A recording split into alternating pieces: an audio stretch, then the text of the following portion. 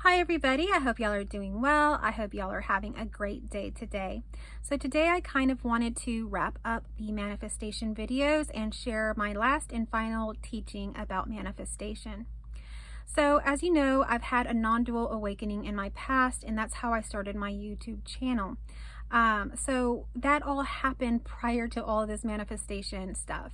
So for me, it's kind of a little bit of a flip-flop. And so you may see with maybe some other people where they've had a very spiritual path their whole life, and they've been seeking, or they've known about non-duality or some kind of concept about it, and they're on this search for this. Well, that wasn't my case. I was just a typical average person, just kind of one of these people that kind of is living a little bit, I would call it autopilot. So I was just doing everything and thinking I was doing it and all of that. And, one day I met somebody and I had a twin flame journey that brought me into union, and just everything exploded after that. So if you're interested in that, check out my other videos and or my book in the description box below. But anyhow, so because of this kind of flip-flop journey that I've had as opposed to maybe other people, I had to realize abundance. I had to realize money. I had to have a good relationship with money. I had to have a good relationship with just abundance and pleasure in general. So with my non-dual realization, I experienced pleasure, I experienced love, all of those things, and it was beautiful. So I got that part. But now the other part of it was, how can you have such a realization and truly have this as, the reality of everything, being everything is one and there is nothing other than everything just appearing as this illusion of life? So how is it that everything's an illusion and everything is so abundant and can just be, but yet I've realized this and I don't have abundance? So I can't get on here and teach you or share anything with you if what I'm sharing is not something that I'm literally experiencing. So I examined different areas of my life, and everything began to kind of shift and get better and better, and to where I found myself that the last and final thing that really needed, a little bit more work and love into it was this whole thing about money and abundance. And so for me, it wasn't a thing about trying to find like a better job or, finding more investments or, some sort of venture to make more money that way. For me, it was a different journey. For me, it was, I had this realization, and this was truly like now what I saw everything through. This was the new lens that was on my eyes. So if that was the case, why was it not appearing that way as far as money? And it was only because of my conditioning. I had a very long, and probably doesn't start with my parents, but it's probably a very long lineage of maybe poverty, of suffering, of kind of struggling through life, So in my past, if we go down this timeline, each timeline has its story. So each timeline, you have different timelines going at once, so it can be very confusing. But in this timeline, my parents were the parents that, I have now, right? So they taught me, and I remember everything that they taught me. And so they taught me, that money, there wasn't enough money for things. We don't have enough money for that, or we can't do this because we don't have the money for it, or we're going to do this because we don't have the money to do that, or don't ask for anything, or because you're not going to get it. So that sort of thing. And it wasn't a mean thing. This was just part of our family dynamic of what we knew. My parents did very well in raising me. My mom was a stay-at-home mom, and my dad was a teacher. So on a teacher's salary back then, let's say 15 years ago, let's say 20, 25 years ago, around that time, that wasn't a lot of money for, a family of four, only with one income. So money was tight, but it was a choice. It was a choice that was made in order to take care of the family in the best way. My mom was more needed at home, and it was just more beneficial for her to be at home at that time. And she was doing her schooling and things like that. So, she was doing what she needed to do, and that was just our circumstances. But the thing is, our circumstances do not define everything, okay? So that's one thing to really look at when you're manifesting. And this video is going to be more of a summary. and then kind of like a final teaching or tidbit, stay till the end, of what I think is the ultimate magic, let's say, ingredient in manifesting. So all of this came about for me because of my conditioning through my growing up, through where I grew up, and how people lived there and things like that. Okay. And so after the non-dual awakening, it was realized to me that, whoa, like all of these thoughts and beliefs that I had, and all of these thoughts and beliefs that my parents had, and all these thoughts and beliefs that, let's say this teacher or this institution or all these people have, they're not fitting anymore. They're like completely fallen away. So they just don't fit anymore. They don't fit anymore in the terms of everything being nothing and everything. They just don't fit. Okay. If there is no one doing this, if this is the way that this is, and this was the shift in my reality, and this is what I'm seeing now, yeah, it just doesn't fit for me. So all of those beliefs and everything that everyone believed kind of began to fall away instantly. Now, for those other people, I mean, they still probably carry those beliefs, but I see through those beliefs, and I try to, if someone says something like that, I try to say something different, or give or do something to show something different. Okay. Because let's say that there is a child that wants something at the store, something you don't have the money for it. There might actually be a case where you do not have the money for something. So it's not just a loop of programming thought or response that you have. Because be aware of this, there are actually people that literally respond, I don't have the money, for everything, and they could be millionaires today. It's a programming in them. So it's not that they don't have the money. They're just so used to saying this now. And that could be very dangerous, because if they have that mentality and they're currently a millionaire, they're probably going to lose it very quickly. Anyhow, that's been explained in some other videos. But what is going on here with a child, let's say that a child has, a toy that they really want. They find it in the store and is like, mommy, I want, this toy. Well, mom actually doesn't have the money. So this isn't like some thought that she needs to fix. It's her reality.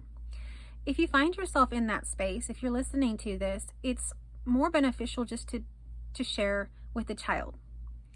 I didn't do a good enough job of making the money to pay this, to pay for this toy at this moment. Okay, mommy's going to do a better job of creating money and getting more money so that we can have this. So let's just put this like on our wish list and hope, and let's work and do what we need to do for the next time. So it's kind of like a very basic, level response. It's not very spiritual. It's not anything. I'm just trying to give an example of something else that, you can say instead of saying I have no money and end it there. Because if you do, then the child will begin to internalize that and really believe that they are lacking, that they don't have money, that they don't have these things, that they can't have these things. But that's not true. There could be other circumstances. What if the person really wasn't working, or was injured, or this or that? So there could be circumstances that are causing that. And just in itself, the fact that that person doesn't have money is not natural to this reality. This reality is abundant. So if that person begins to do some inner work or realize some of these things, that will begin to shift and the money will appear. Okay. But that is not the child's fault. But anyway, this is all occurring actually within your own mind. But you have to pay attention to everything that's occurring, even if it is like your child or, somebody in your external reality. They don't define or change or do anything to your reality, but they are a mirror for you to see where you have to work on things. So if your child is coming up to you and telling you that, and you're catching yourself saying that, that's a mirror to something you need to pay attention to. And so, but all of this is just you. So when you start to have this realization that everything is nothing and everything, you can also see how everything that is animating and appearing to be alive and all of this, like people, animals, everything in our existence is actually interconnected. Okay, so everything is woven with the same fabric. Okay, and that fabric is energy, love, frequency. It's been called different things, but for one, I mean, in science, if you want to really get down to facts of this reality, although it is an illusion, it is energy, right? It's vibrating, it's energetic. And everything, even objects, have a vibration. And, the vibrations can change. There's different vibrations for different things. And so that in itself tells you that's the animating feature, okay? That may be the animating woven fabric of everything. Really, everything's coming through you. But, just for the mind, because the mind always wants these answers and wants the next stepping stone of information, you can look to science. You can look to math and all this. At some point, there's going to be a limitation of what they can, resonate or kind of correlate with what is reality. At some point, it's going to, science is going to find out that everything's an illusion, okay? And they've probably already figured that out. But they don't, for whatever reason, that's an institution and they have and hold their own standards and things that they are limited by. So that may not come out, now, but it is very clear when you start to look at things like atoms and, what they're made up of and how things are vibrating at different energies and frequencies and, quantum mechanics, quantum physics, all of these things have a lot of information about what I'm speaking of. But essentially everything is nothing. But what is appearing is an illusion, but this illusion is interconnected, okay? And so when you see things that way, how can anything be right or wrong, right? And to have energy, there has to be something happening, right? So to have energy, you have to have things happening. You have to have the good and the bad. So that's why there is really no good or bad. They balance each other out. They become nothing. So there's just as much good as there is bad, and then it equals to nothing. That's the polarity of stuff. And that's another thing that we're going to talk about with manifesting.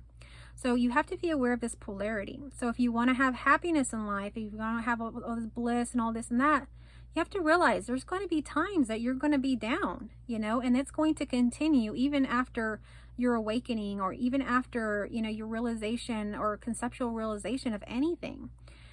This is not a solution for like everything, okay? It is more of kind of just showing you, hey, this is the way that this life is. This is what we should have been learning in school. Let's just put it that way. But life is still going to surprise us every single day. Unless you're literally in there like looking at, some superhero or something, looking at every single Akashic record all the time, doing all this, you're going to be surprised by life. Life is infinite. You can't even look at that and come back and hold all of that information to even do anything really with it. There is so many veils and things that, are kind of blocking us from further information at this point, So what I wanted to talk about today really was just the fact that we are not limited. And that is the main thing that you need to understand in manifested. You're not limited. You can have everything. There is an abundance, an endless amount of supply of everything. So people like talk about, oh, we're going to run out of water, or we're going to run out of energy, or, whatever it is that we need to produce energy. We're going to run out of, I don't know, food, whatever we think at the moment, right? It's always changing. We are not going to run out of anything, but we do need to love our environment. We do need to love our earth, just because it's interconnected to us. Why would we not take care of like that part of us, right? We are connected to earth. We require earth in order to live and survive. So why would we treat it badly? So that's something just to keep in mind. It's not that you have to do anything, right? With non-duality, you hear a lot, you don't have to do anything. Well, you don't have to do anything. Everything's already perfect. But that's not to say that if you neglect something and mistreat something, that it could begin to get sick or have problems or not function for you. That does happen, right? If we mistreat our bodies, if we just eat whatever we want and just, treat it badly, not exercise, not do the things that are naturally healthy for us, our body will begin to get ill. We will get sick. And eventually that could lead for us to die. Of course, nobody lives or dies in this, in what's appearing. But in this appearance, there is the appearance of dying. And you will die, and, it will be seen that way. Of course, you will just go back to everything that is, which is everything else. So, it's not like there's a consequence to it, but there is the consequence of the lived consequence of the human, okay? We are not this body. We are not this person. That is one thing to really understand as well. So this is just a vehicle that we are on this planet with. And we are on this planet with this vehicle, and we have to take care of it. You know, if you don't take care of, let's say, your actual vehicle that you have, what happens to it? What if you never get an oil change for it? What if you don't put gas in it? You know, think about those things. What we are cannot be seen. It's not something that can be seen, okay?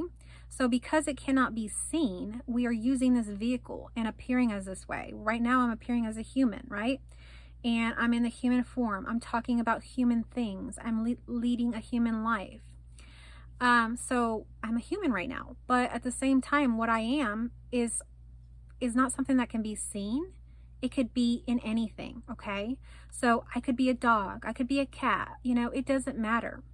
That's the thing. This is what makes it interconnected. And if this is resonating with you and you're kind of new to this content, I recommend that you look into some of my older content and see things I talk about there. Spend some time in nature. One of the interesting things I heard recently, and it was just by chance, you know, it wasn't about this. I was watching an interview with a Google officer, and he was talking about something, and they had asked him, I think, you know, something about nature, and he had mentioned how he had interviewed the octopus teacher. And The Octopus Teacher is a Netflix movie. If you've ever seen it, it's on Netflix. It's a very good movie of a man who spent a lot of time with an octopus. And so he would spend every day with this octopus. And from what it appeared to me, it's like he fell in love with the octopus. But the octopus became his teacher, basically. But he was also the octopus teacher. So it's like they became one, right? Let's just say. But anyhow, the interviewer had asked him, or it wasn't that interviewer. I'm not sure which interviewer asked who. I think it was already had happened and they were talking about it on this interview. So it wasn't like during that interview. But he had mentioned that the interviewer had asked the octopus teacher, like, how did you do that? That's so unnatural for a human to, you know, swim every day with octopus and do all this stuff. And, you know, the octopus teacher apparently replied in an angrily way, no, that is not unnatural. What y'all are doing in these buildings, they must have been in New York City or something like that, in these high-rise buildings every day and on technology every day in little cubicles, stuffed away in here, you know, living this way. That is unnatural. So think about that. That is true. If we are in a building with like air conditioning and cubicles, just like literally spending like 8 or 9 hours every day, then, you know, 2 or 4 hours each way commuting in a car, in a vehicle, and then, you know, we go back home and we're in this house, that's unnatural. Okay. The world is, you know, where is the nature in that? Where is anything that's organic in that, you know? So that's not natural. Are you in tune with, you know, the sunrise, the sunset? You know, are you eating plant-based foods that are growing from this earth? Are you stepping on this earth? Are you putting your feet? Are you touching this earth? Are you interacting with animals? Are you interacting with plants? Are you interacting and being aware of like the moon, the stars? What are they saying to you? Do you ever realize that reality is speaking to you?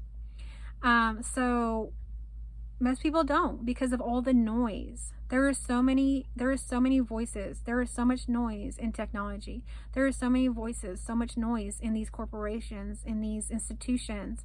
They want you to believe things a certain way. And if you say something outside of that, or you try to use your own method, you know, it's not accepted. You can't do it. You hold a wealth of knowledge within, okay? You need to be free sometimes. Be in nature. Be somewhere where you're free with your own thoughts, where no one else is clouding that.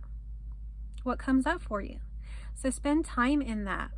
So I really found that interesting about the octopus teacher, because it does seem kind of like unnatural to be in the in the ocean every day, but I see what he's saying. In the ocean, he can see and observe these octopus. He can see and observe nature, because I do this myself with, just watching outside, watching squirrels, birds, animals.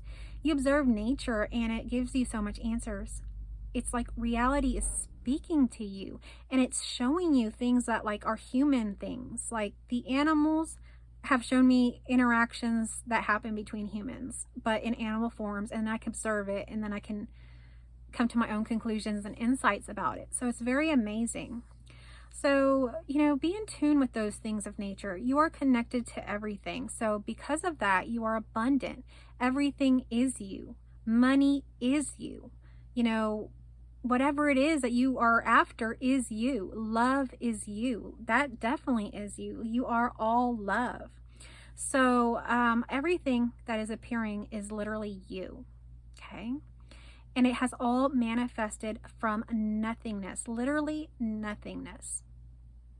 Okay, so you can look into science if you want, but everything's manifesting literally from nothingness. If that is happening that way, what does that say?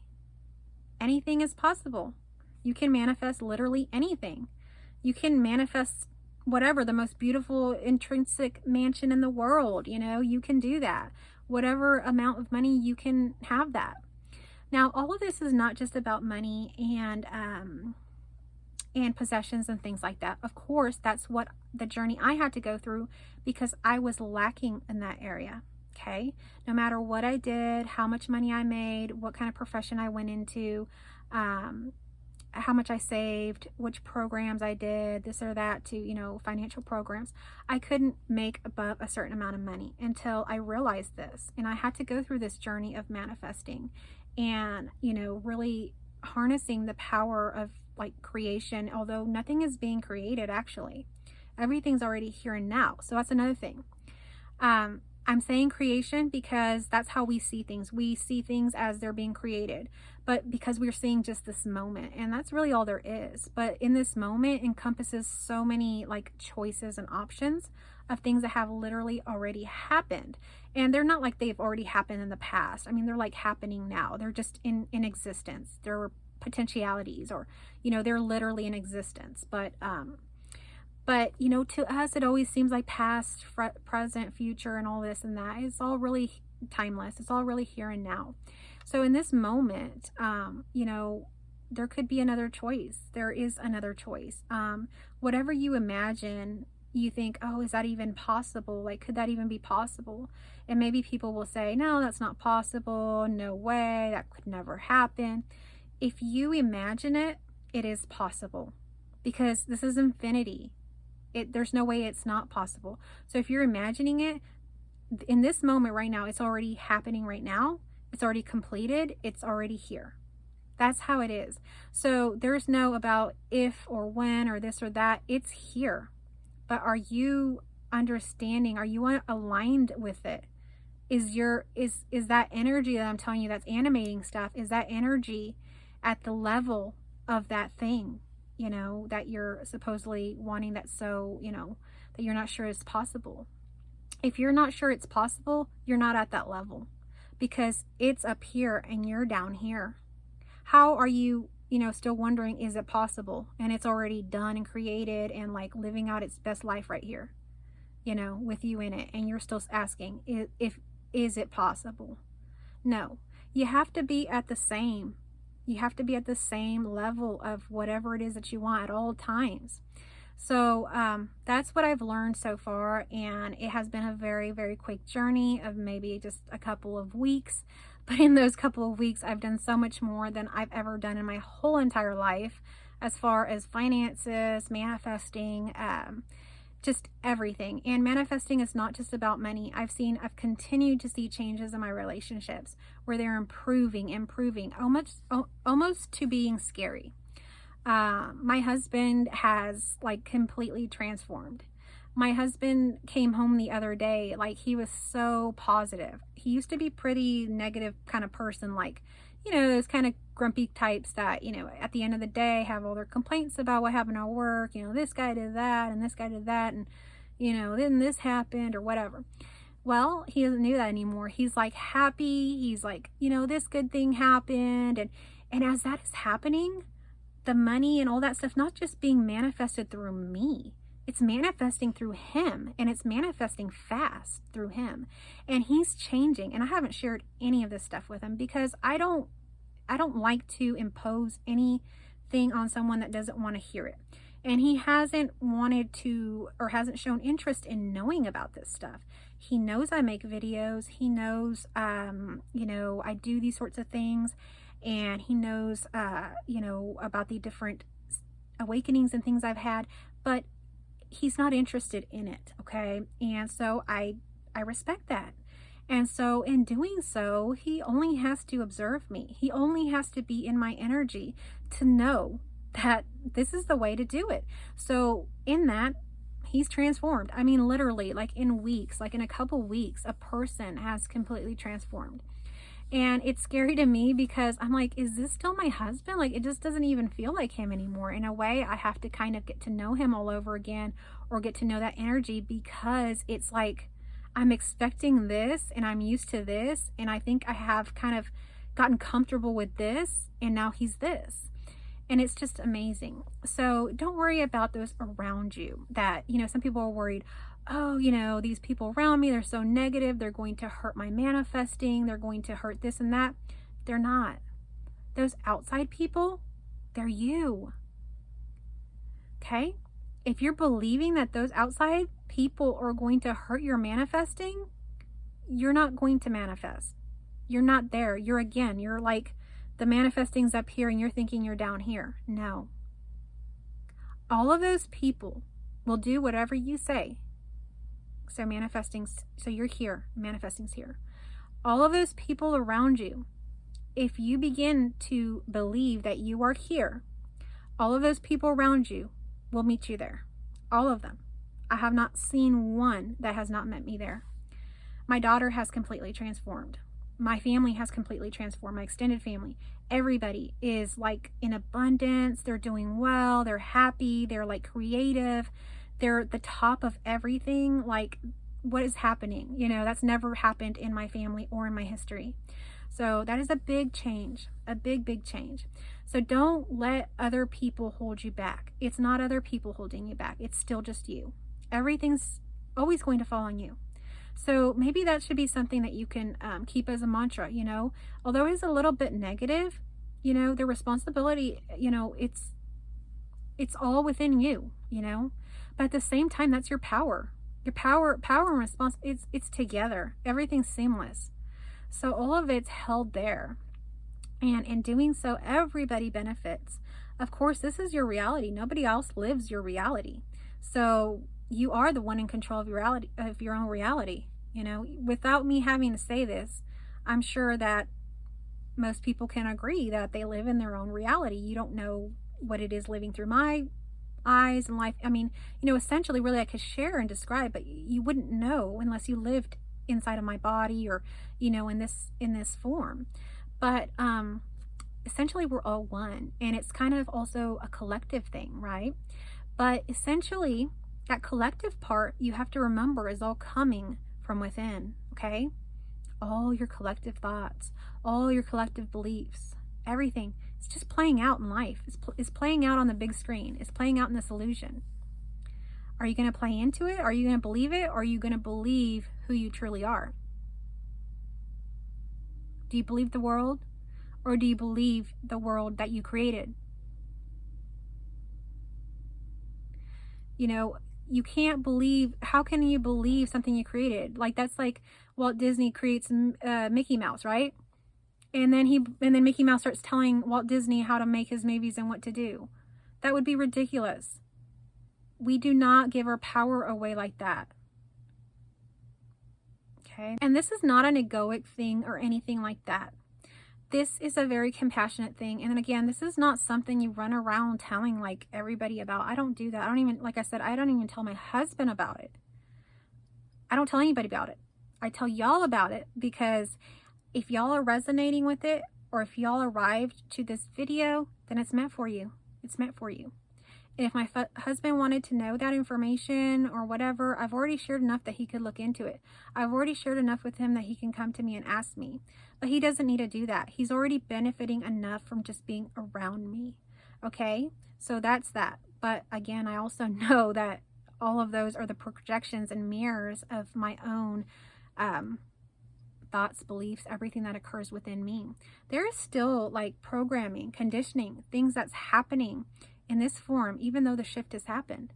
You know, we think that everything's been cleared up, but here and there things will pop up, and every day is spontaneous and different. So, you know, it's never the end, you know. So when you get to whatever you think you found the answer to, it's never the end. So while I'm talking about this as being the last manifestation video, or kind of like a summary of it, it's my summary of it today. It's my summary of it in this moment.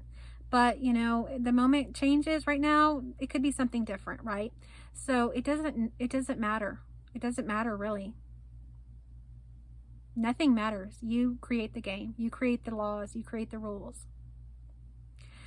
Anyhow, so I just wanted to talk about that, kind of just summarizing manifestation. And the final piece that I kind of wanted to save till the end, so if you're here till the end, thank you so much for staying around, would be love. Love is the magnetism. Love is what magnetizes everything to you. So you want to attract money, you want to attract good relationships, you want to attract a man, a woman, you want to attract, you want to have children, you want to attract money. You know, what do you want to attract? You want to attract it like a magnet, right? The way you do that is through love. Embody love. So can you embody love in all areas of life? If you've noticed characters like princesses, like Disney princesses, or just magical characters in movies that possess some kind of power, I don't know, something.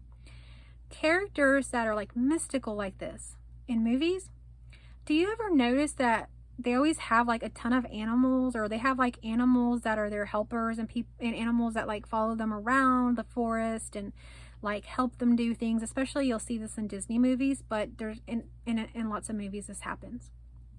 Okay, so for one, they have like little animals that follow them everywhere. What else? They usually spend time in nature most of the time. These mystical characters, they'll be in nature. And so going back to the animals, one thing about that, their love for the animals, do you notice that they're tender, that they actually love the animal? Even when they talk to the animal with firmness, you can see the love there. You can see the reason for it. And so all of these characters that you see that are princesses and all this and that, you can see even in the movies how they're portrayed this way, because this is how it actually is. When you're in this kind of loving, blissful, beautiful kind of state, animals begin to become attracted to you. They're right there with you, and they begin to be your helpers, your teachers. And I absolutely noticed this right after my non-dual awakening. I spent a lot of time in my backyard on my porch, and I would do that, and I would watch all these hummingbirds come by, and they'd get closer and closer and closer. They never did land on me, or was I ever to touch them, but they got closer and closer. So I had that. And then I realized I had a bird bath that I hadn't used in a long time, so I brought it out, cleaned it up, and every morning I'd put like clean water in it, and I'd also put the bird feeders, just make sure that they were full, and just sometimes if I had like extra crumbs or crackers, I'd sprinkle those around. And I attracted a bird named Larry. Of course I named him, but he was a yellow bird. And this bird, I always wanted a pet bird, but my daughter's terrified of birds, so I've never been able to have like an indoor bird, or like a bird that was my pet. Well, this bird began to be my pet during that time. He would show up every morning and throughout the day and the evening. And so I would do these things for him. He began to feel safe and loved. So he spent more and more time in my backyard. And then I put a little tiny bird house, like really small like this, because he was a small bird like that. So I put a little tiny bird house up against the outside of my porch patio area. And he would lay in there, and that was his house, and he would sleep in there. He'd bring little, twigs and things in there, and he would get closer and closer, and he would sing to me, and it was beautiful. And he would attract other animals, like other birds would come, other things would come, and it was just beautiful. So I had a pet bird named Larry there at my house, and it was wonderful. And this bird began to teach me things. There began to be synchronicities and things that I wrote down because I have a pretty bad memory at times, and so I would write them down, and there were so many things that happened, and this bird began to teach me. There were cicadas out there that did that. There was what else was there? There was cicadas out there that were teaching me stuff. There was bats out there. There was lots of stuff. Caterpillars, all of that. So, the more that you are in this loving state, the more that these animals and things gravitate towards you because they feel that love. But you may not feel like you have that love, or you're not feeling blissful. But if you exhibit love, or if you give love, you always want to be in giving and receiving. So if you see that there's birds out there, or you have a bird feeder, or you have a bird bath, hey, that's an opportunity to give. It's a very cheap and easy one. Just fill up the bird bath with some water, some bird seed, and give to those birds. In turn, you will get so much more. Those birds will teach you something. Maybe your relationships will improve. Maybe this is about manifesting more money. Who knows? But you always want to be in giving and receiving. So that's another thing to keep in mind. So while I'm talking about love is unconditional. What I'm talking about, the love is unconditional. What I'm talking about manifesting in things within this reality, within this illusion, the way it seems to happen, the only way it seems to function is in polarities. So this is not talking about the ultimate reality. This is talking about within the illusion. For the illusion to even exist, there has to be polarities. There has to be the good and the bad. Because with those two very different opposing sides creates energy. Because those are very different, and they can cause these conflicts and things that, create the energy that one knows that, this is good, this is bad, whatever. It's actually not good or bad. This is the way that our reality illusion can even happen with nothingness, okay? So within this paradox of everything happening this way, these polarities happening, the same thing's going to happen with everything that's happening within us and what's happening in the illusion of everything. So the illusion of everything, we may not be in the good or bad. We may not be battling someone or having a fight with someone of good or bad, but we are always in giving and receiving. That is always happening. So because of how everything is, we can talk about non-duality all day. We can talk about how everything is nothing, but our lived reality, which is this illusion, is all dualities. Where are you not in duality? How can you say you're not in relationship with anything? How can you be separate from anything here in this illusion? Show me. And so that is the unity of all things, but also the separateness of all things. Because, at the same time, you're dual, but at the same time, you're connected still. So we maintain our connection. That doesn't go away. That doesn't disappear. But the appearance is dualistic. So we have this giving and taking, or, I like to think of it of giving and receiving, giving and receiving. So, I used to look for opportunities to be successful, opportunities to meet my goals. No, now I look for opportunities to give. I look for opportunities to give in different ways, not just with money. What other ways can I give? How can I give to the birds? How can I give to children? How can I give to the homeless? I was just driving by today and coming back from the grocery store, and there was a woman at this corner where some streets meet, and there's a four-way stop there. And there's usually like a homeless man there or something. There's a couple. And today there was a homeless woman, and you could tell she had been homeless for quite a while. She didn't look like she needed like help in the way that something had just happened. She was a homeless woman, but something was going on with her. And so she was sitting there, and I was really looking for money to give her because, I wanted to give her money. And then I look up, and she was crying. And so when she was crying, like that really, I was like, wow, something's shifting in her. Something's happening. And I was really hoping I had some money, and I didn't.